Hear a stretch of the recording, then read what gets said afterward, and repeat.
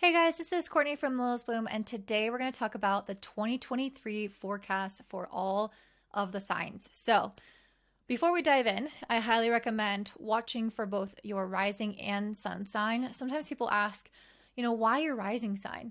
And this is because it will determine the house placements. However, over the years, I've also been watching for my sun sign, and this has always been really relevant as well. So, I highly recommend that. The other thing I will add is that this is not going to go over all of the details of 2023. That's going to be super overwhelming, take way too long. So today we're really just going to cover these larger kind of cycles and transits happening that will affect you on a soul level, that will kind of direct where your life is going, but maybe not each and every specific event. That's more so what I'll be doing in the moon forecasts. If you guys are interested in learning about what all of the transits are, all of the transits that I would look at that are important for 2023, I created a whole Notion template that you can purchase down below. And I've listed next to each and every transit kind of the energy of what you can expect. So if you want to, for example, choose a really good time to go on a date or to launch something for your business, and you can't really afford to have a full-on reading with me, and you don't really know what the energies are going to be like coming up for your planning for your months ahead, then I highly recommend checking that out. It took me a super long time to create. I went through hand by hand, day by day on the calendar and also on my astrology app, looking at the chart to see what the energy was that day, the major transits, and what we might feel. So I highly recommend taking advantage of that. I'm going to have it at a really, really reasonable price just so that everyone can get their hands on it and know what to expect. And I also included charts for every new and full moon, so you can see all of the aspects themselves. And then you can also kind of follow along with me when I do my weekly forecast with the new and full moons. You'll be able to pull up the chart beforehand, maybe make some predictions if you're learning astrology. And of course, if you want to learn astrology with me, I also have a course, Astrology 101, that I've been adding lots of content to. And it's just a very powerful way to learn about yourself, your purpose, and what's coming up for you in the year. So if you're interested in that and you like the way that I teach astrology or talk about astrology, definitely check that out down below. Soon I'm going to be launching a kind of workshop, webinar style video with you guys where we're going to cover some really important topics that will link back to the astrology course. And that one will be totally free and very, very helpful. So stay tuned for that. Now let's go ahead and jump into all of the rising signs. All right, so how I'm forecasting these videos is by looking at the slowest outer moving planets first, and then getting more granular down to the faster moving planets or specific days, for example, for the eclipses. All right, so up first we have my beautiful Aries. So for you guys, this is going to be a really big year. Well, for all of us, it's going to be a big year. And one of the reasons is because Pluto is finally moving out of the sign of Capricorn. And it's not for the entire year. It is going to dip back into the sign of Capricorn, but it will finally stay in the sign of Aquarius, or move and stay in the sign of Aquarius in January 2024 for the next 20 years. So we're going to get a preview of what those next 20 years are going to be like from March 23rd to June 11th of 2023, when Pluto first kind of dips its toe into the sign of Aquarius.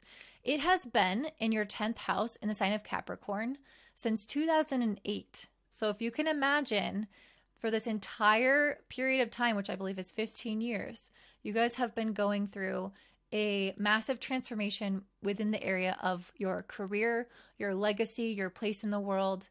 And that doesn't mean that you're meant to have this area of your life all figured out, but it is likely that there are ways in which you were questioned more on a soul level about what you are here for as a person.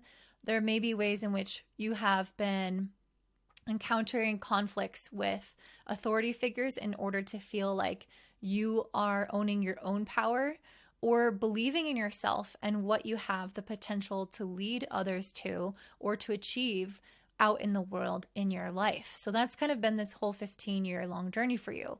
Now it's shifting into the area of friends in your chart. So now the next 20 years is about, how do I feel like I belong? How do I take my ability to make an impact and translate that into a community? How do I bring the sense of equality to more people?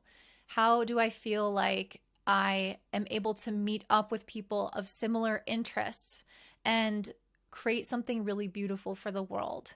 The 11th house is also about our long-term dreams and goals and where we see ourselves coming up. So you might notice that actually when Pluto shifts into the 11th house on March 23rd, or even a little bit before, because we'll start to feel its energy approach, you might start to feel like you are thinking more long term, or maybe changing your perspective on the way that you thought about things. And Pluto is so slow. It's not necessarily something that we're going to see in the moment, but often when we look back on these years of our life, we'll realize how much we shifted in terms of our friendship groups, what we thought about people, what we wanted in life, what we did for the world. And so that's kind of going to be your next 20-year journey, which is a really big deal. You guys also are going to experience Saturn moving into Pisces in your 12th house. This is happening on March 7th. So up until now, Saturn has been in its home sign of Aquarius. It has been enjoying itself by kind of limiting free speech, or making us feel like just having issues basically with internet and things of that nature. And now it's moving into your 12th house. So it's finally moving from the area of friendships in your chart to the area of endings. And I definitely see some endings for you guys. So if you have been challenged in the area of friends, you might start to see that feels a lot lighter, that feels a lot easier. You might feel less isolated, less effort has to go into that area of your life. You feel less alone. You've really come to terms with who you are within your current friend group. And I feel like you guys have learned a lot about yourself in that process and how you relate to people within the world. Now Saturn moving into the 12th is a lot about how we trust life and can lean into the process of the cycles of life. And usually, in order to facilitate that trust, we do go through processes of decay. And I do think you will also build up, but there has to be some decay, some end, in order to create energy for the buildup and for the new. And I pulled the Tower card as one of your cards for this year. So again, this is a lot about having these kind of secure and known foundations of your life questioned.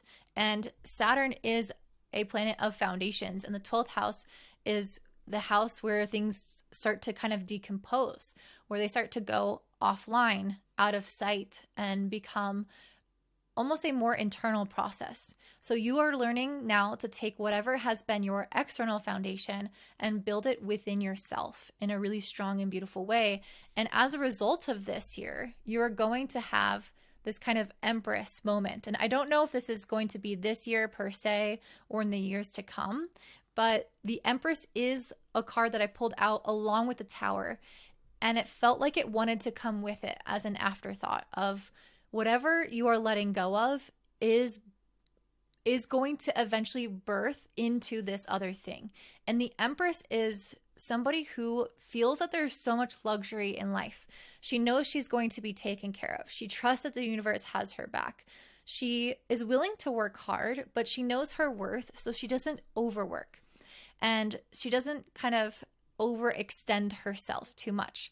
And I feel like you guys are going to be really, in many ways, understanding how much you are connected to support from the universe and support from others.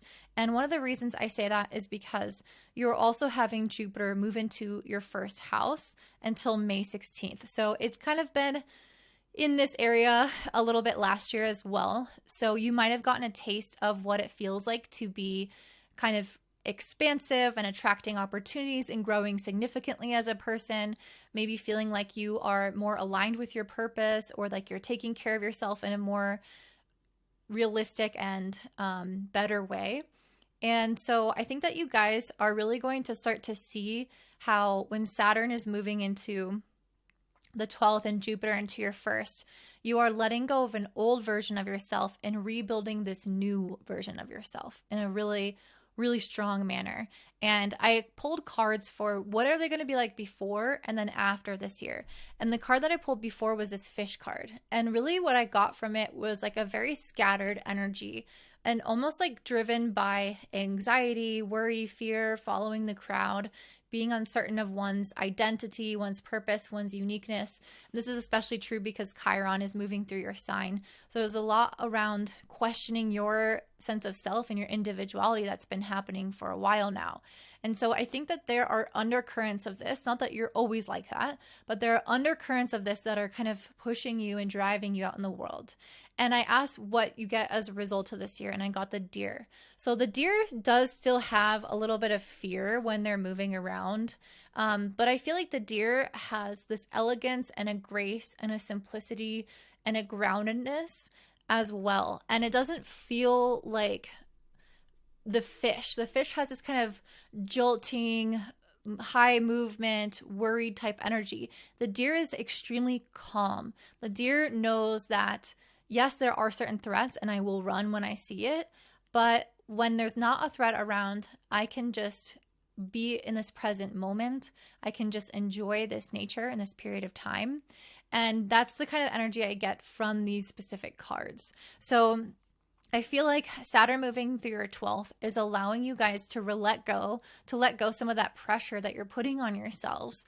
And with Jupiter moving in the first, I feel like you're going to be more driven by inspiration and divine connection and support and growth and expansion, which are all going to be these really positive motivators that I think will help you eliminate some of that feeling of stress or worry or kind of doing a lot within yourself and within your life. And I also pulled this longevity card. I feel like this longevity card is really trying to say that you guys are going to experience these changes in a way that's going to impact you for the rest of your life. So these are not some things that, hey, this year you do pretty good and congratulations. No, this is a feeling of I've made these really massive changes to myself on a soul level, and it's going to carry forward for my life. And one of the other reasons I say that is because Jupiter moving through your first house this year is a really significant support from the universe and life-altering transit that only happens every 12 years. So this is not some insignificant thing. This is a really big moment for you to shine this year. And this is a time, honestly, when entrepreneurship, I think, will come alive, when your bravery, your courage to move through transitions and changes and fluctuations of life that's natural will really come online and shine as a really prominent feature of what is needed from society. And so I think you guys are going to grow so much as a person this year, and it's going to, again, really carry you forward.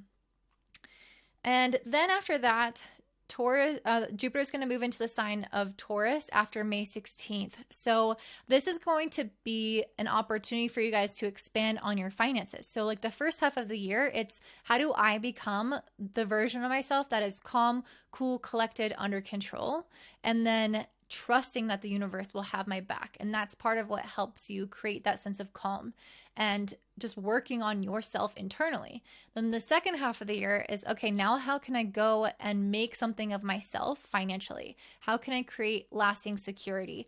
Maybe the market will shift and you feel the need and the desire to start putting your financial life into your own hands in some ways. Maybe you want to take on a side gig or do a different kind of job.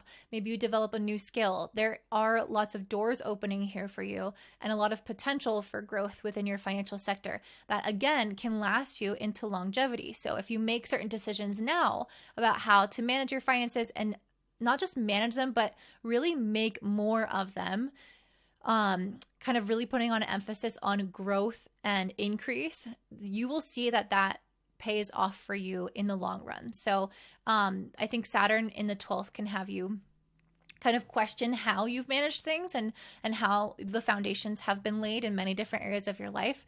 But then Jupiter is like, how can we improve? How can we increase? How can we expand? How can we do more? And so that's going to hit your personal life and this financial sector of your life. The nodes will also be in Taurus and Scorpio this next year, as they have been in 2022. And they're going to be there until July 12th.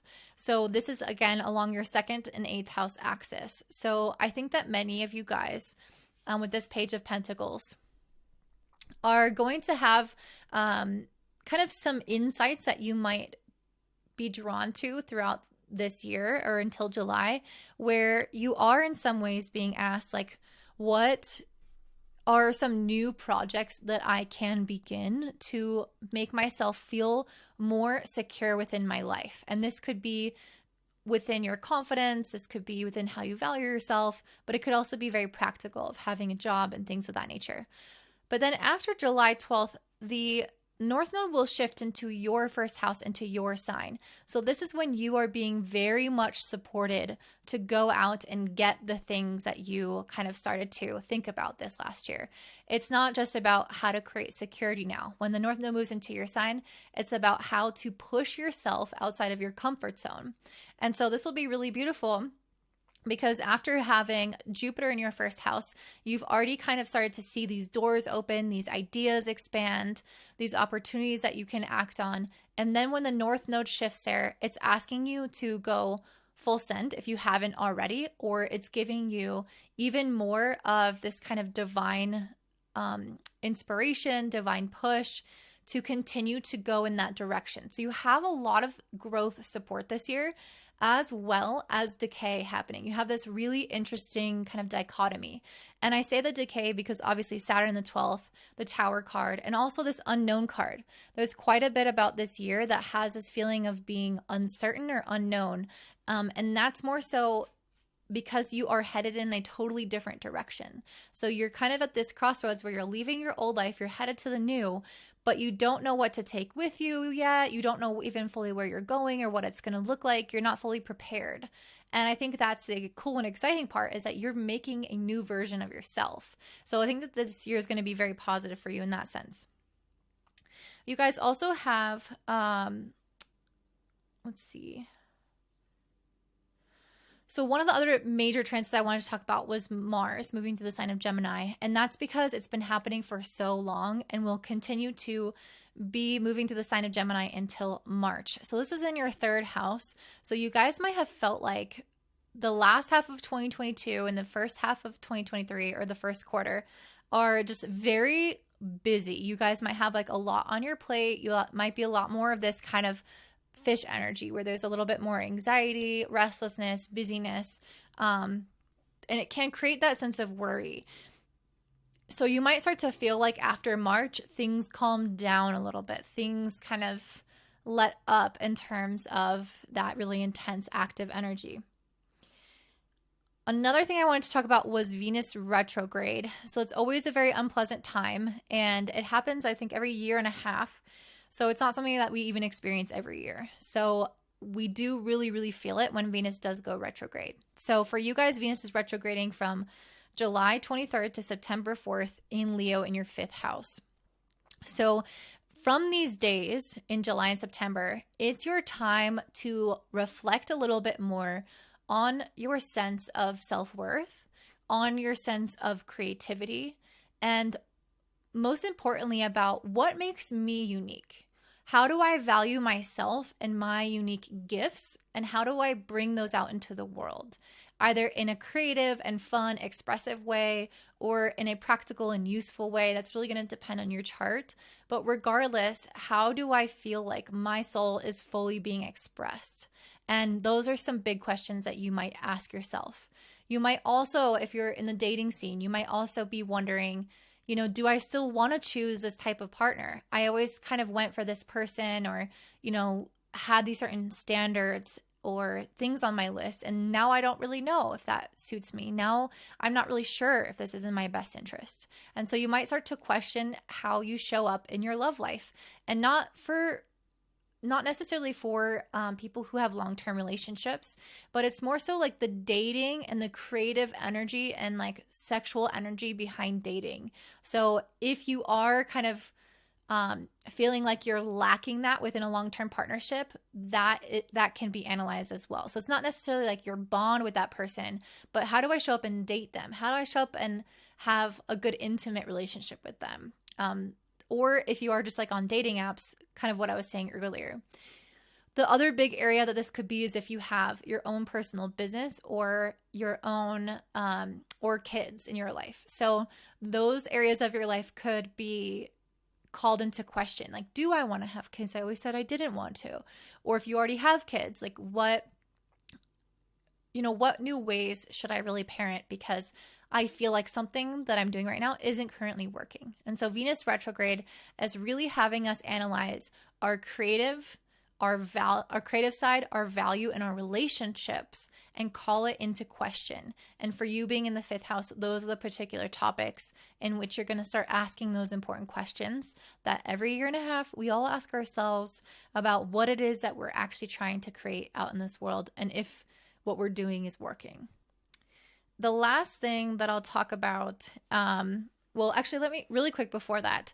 I did want to let you guys know that all planets are going to be direct from January 22nd to April 21st. So this is a rare period of the year in which all of our energy is moving forward. So if you are trying to study something, launch something, basically make progress on something that you have not touched or done before, this is a great time for new things. This is a great time to see that things are going to be expedited and have a lot more momentum than other times of the year. So definitely remember that and write those dates down. Lastly, we have 4 eclipses for you guys. The first is on April 20th. We have a solar eclipse happening in your sign, in your 1st house. So I'm not going to go super into detail because I'm going to cover these in another video, but I will just briefly mention that having an eclipse in your 1st house is going to make a significant change in your life. And this is a really big year for you in general. You're having the North Node in your 1st house. You're having Jupiter in your 1st house. You're having eclipses there. So you guys are getting the opportunity to get a lot more downloads from the universe about who you were supposed to be in this lifetime. Every time we have an eclipse in a really significant area, 1st, 7th, 4th, 10th area, or houses in our chart, we will get that mission kind of dropping down of, this is who you were meant to be. This is the thing that you were meant to do. This is a relationship you were meant to have. This is a person you were meant to meet. This is a circumstance you're meant to experience. And so when you have it in your 1st house, it's not just like some passing moment. It's something that will affect the entire direction of your life. And so get really excited for that one, guys. April 20th. May 5th, you're having a lunar eclipse in Scorpio in the 8th house. This could be more of a time of letting go, releasing. It could feel sometimes a little bit more emotionally triggering as well. And we'll talk about that more in detail later. October 14th, we have a solar eclipse in your 7th house. So this is a time in which you might find some new relationships, a new partnership, somebody coming in that can benefit your life in a significant way and impact you, or get new clients if you work one-on-one with people. And then lastly, we have a lunar eclipse happening in the 2nd house in the sign of Taurus on October 28th. So this is a time when you could have a lot more realizations about your financial life, your financial literacy, how you feel about your own self-worth, your value, and things of that nature. And again, we'll cover that when we get to eclipses when they are getting closer. So that is what I'm seeing for you, Aries. If you enjoyed this, please like and comment down below. If you want an astrology reading from me, check me out at willsboom.com. If you want to learn astrology with me, check me out down below as well, Astrology 101. And don't forget to buy that Notion template if you are interested in looking at all of the transits for the year and my energy breakdown of what you can expect for them. So I hope to see you guys in the new year on my channel, and I hope you have a good one.